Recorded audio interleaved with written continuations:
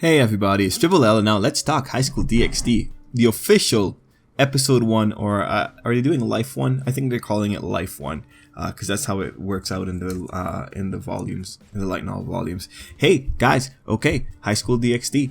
I'm just gonna start this off by saying, hey, welcome to the video, and for this episode of High School DxD, it is ridiculous how close to the source material this episode was, like actually. So this episode adapted one chapter out of volume 9. It's the kind of chapter that you could very easily just go find it right now, read through it. Like the chapter itself isn't that long, so that's pretty good. Like this felt like a pretty full episode, and unfortunately, not really unfortunately, but it's just kind of part of the territory. This was a battle episode, so there's really not much to talk about once we get into like just the screen time. A lot of the screen time was taken up by the fight, but it was still pretty freaking impressive to watch, and just seeing how close of an adaptation it was to the original chapter itself, it's pretty cool. Speaking of the chapter, I know people are asking, where can you go and read High School DxD? Now, here's what's up. I'm pretty sure this is the case.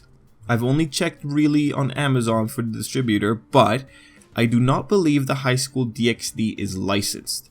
What ends up happening though is that since it's not licensed, it means that there's no one that's doing an official translation project such that you can actually go and buy it, like Yen Press for instance. Since no one's officially translating the light novel into English, you can go find it on the internet, because some people feel a lot better about translating light novels when no one has claimed them for official release. So, where I would tell you to go, type in baka-tsuki on Google and put in High School DxD, right? And then you will go to that page, baka-tsuki, and you will be able to see all the current High School DxD volumes. Guys, this is one of those areas where it's getting kind of like fringy, because you're technically pirating, but at the same time you have no other option to actually get to see this material. So that's what I would recommend you do. I will put the name of the website down in my description box in case you need to see the spelling, but just pretty much search that and you will find all the volumes. If you want to enjoy the High School DxD light novel, that's a pretty good translation source. I would recommend you start from the beginning, but if you want to start where the anime is at right now, just go to volume 9. That's where you gotta deal with your stuff. It's volume 9. Alright, cool. Back into the episode. The episode has some pretty cool things to talk about. I also know that from the last video, people are still a little bit iffy about the art style. Like I said before, I really don't mind it. I think it works. And then there's some characters here, like Cyborg. Man, it's kind of hard to tell. Like, he looks pretty freaking badass, alright? So yeah, the art style works for some characters, at least I think. One thing that I am very surprised when it comes to the episodes though, the fights are pretty dang good. Like, you know, the opening has a little bit of a fight sequence in there, and that fight's also pretty good. But the choreography and the impacts when like Issei punches Cyborg in the face, those are pretty good, man. Pretty good shots. I really enjoy them. Like, holy, I don't know what I was expecting, but I wasn't expecting that. So, you know, on the point of fights, if they minimize the art and they optimize the fight sequences, I think that's a pretty good victory. Anyway, aside from technicalities, I just talk about the episode. I have a few notes. You know, it's a pretty good start to an arc because it's adapted from the first chapter of a light novel. Light novels tend to be really good at reintroducing elements when you need to like understand what's going on in the story. So, you know, we have reintroduction of current ideas like Issei having all the girls surrounding him. You know, that's a really great reminder of what DxD is. You have the reminder of the risks that Issei went through when he used Juggernaut Drive, such that he needs to get healing from Koneko very often. And in this episode, we get the treat of just being reintroduced to Rias's family, and then, you know, from there we just spiral into the giant fight. Now, meeting with Ria's family, there isn't really anything that really stands out other than just a little, you know, a little bit of banter, a little bit of talk, like Rosawai saying she wants to raise Valkyrie devils.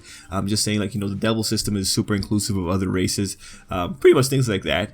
The meat of it, this episode is really coming from Cyborg, because like this guy is someone like Issei, and I'm not gonna lie, the moment where Cyborg just reveals how humble he is and just like tells him that, you know, that he respects Issei, and Issei in turn feels like this weird sense of appreciation, that was a feel good moment. I really enjoyed that, especially like considering like people look down on Issei a lot because of his rank.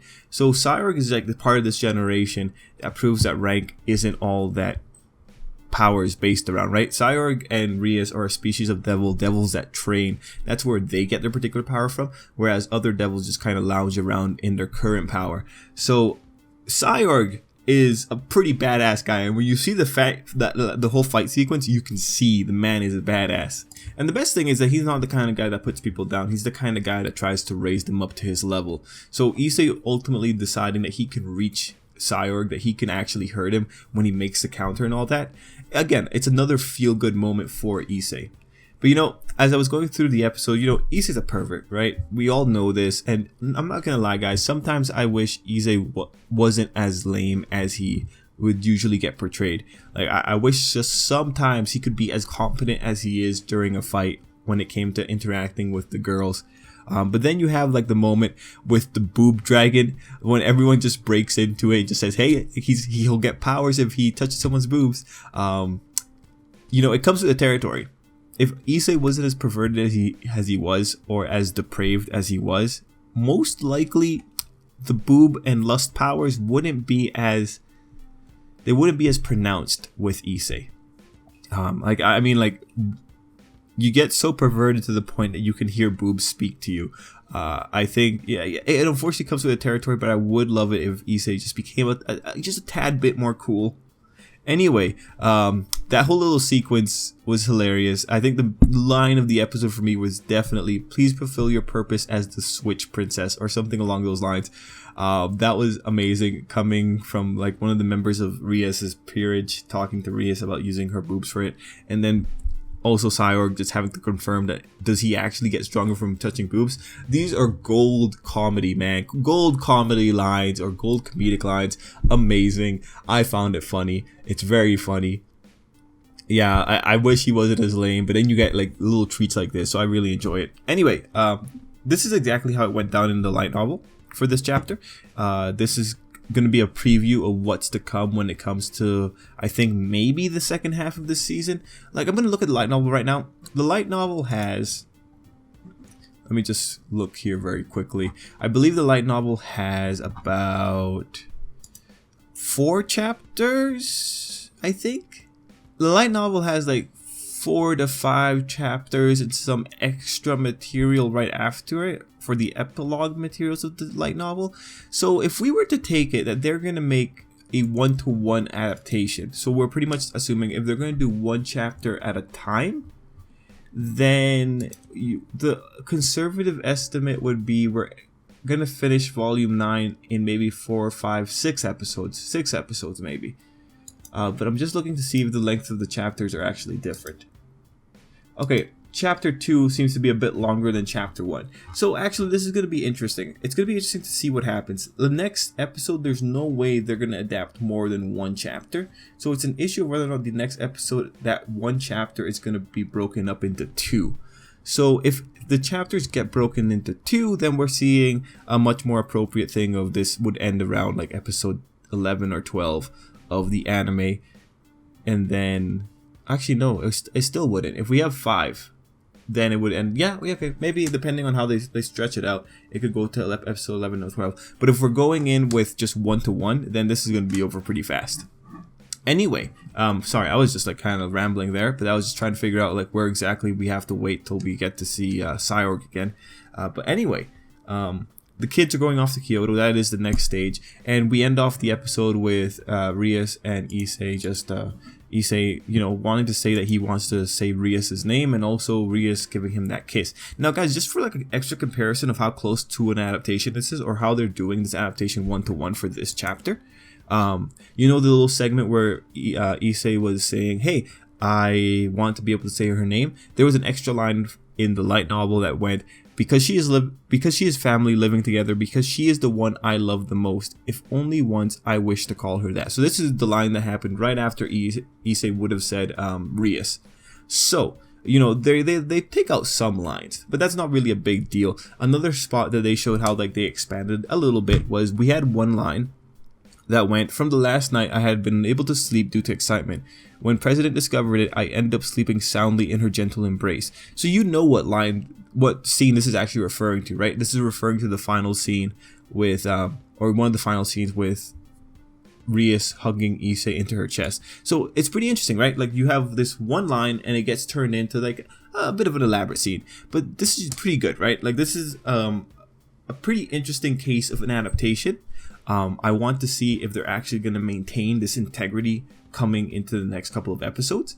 If we do maintain this integrity, anime only viewers, like I'm telling you, when it comes to return on investment, the High School DxD novel is amazing for it. It's a novel series that has over 20 volumes. Like it has some quality to it once you accept certain things. Like Issei is going to be a hopeless pervert, which is unfortunate. I really wish he was a little bit cooler, you know. But once you accept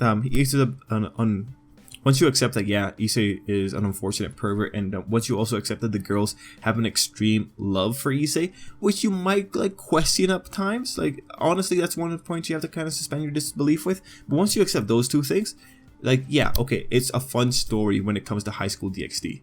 And man, when you see the fight scenes in High School DxD, it's like, yeah, this is amazing. I'm totally into it. So guys, that's where I'm gonna end off the video. Let me know what you thought down below. I'm so excited for this. I wish Issei was a little bit cooler, but it's a non-issue given, you know, I exchanged Issei's coolness for all the awesome moments that High School DxD has in store for us. So guys, let's call it there. Till next time, I hope you have an absolutely great day.